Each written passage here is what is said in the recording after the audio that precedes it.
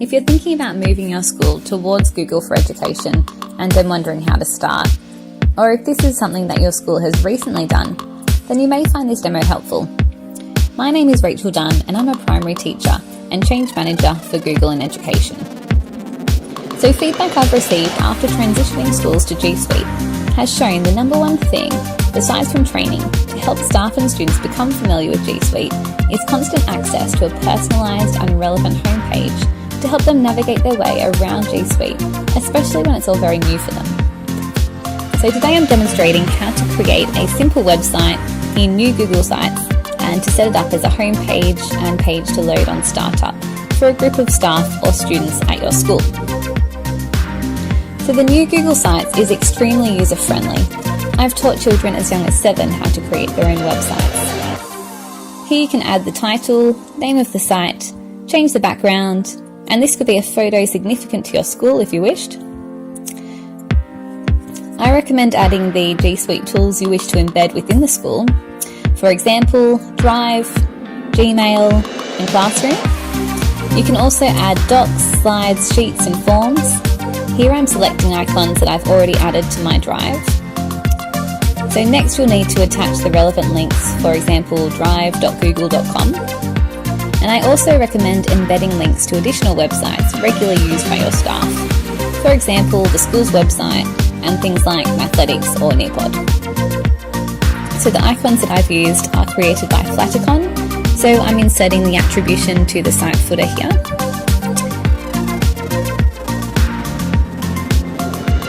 I would also suggest embedding the relevant calendar to your site so that staff and students they can view the events taking place that day or week. So when you've previewed as a published site and check that all your links work, you can publish. For sites intended to be accessed only by those within the school or the organisation, I would suggest selecting to publish to the relevant domain only. However, if this is something you'd like parents to be able to set up for their children at home, then you could publish it so it's public and anyone can find and view. Then copy the site's URL. And for this next step, you'll need to have access to the school's admin console. If you don't, then you could contact the school's administration or IT supplier and request that the site you've created be added to the homepage and page to load up on Startup for the relevant organisation unit. However, if you do have super admin access, then you can follow these steps. So first you need to select Device Management, Chrome Management, User Settings, or you can search the option as I'm doing here. So select the relevant organisational unit. In this case, I'm selecting all staff. Of course, you could certainly differentiate homepages for admin staff, for teachers, for learning support assistants, and even the senior leadership team where appropriate. You can even create a different site for each year group, which includes the relevant sites for them. And I think it's great if you update this often. For example, it could even be a platform to celebrate student work or to show off photos and upcoming events and that sort of thing. So scroll down to Startup, select Home button is always on, select Homepage is always the homepage URL set below, and then paste your site's URL there.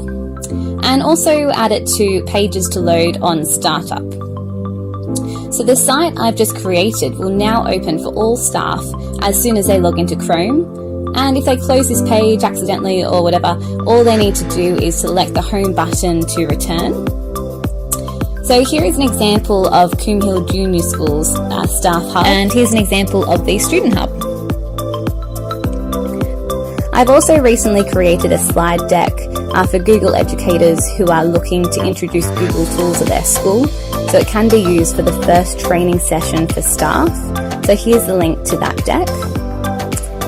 Okay, well, I wish you all the very best with your school's Google journey. Bye for now.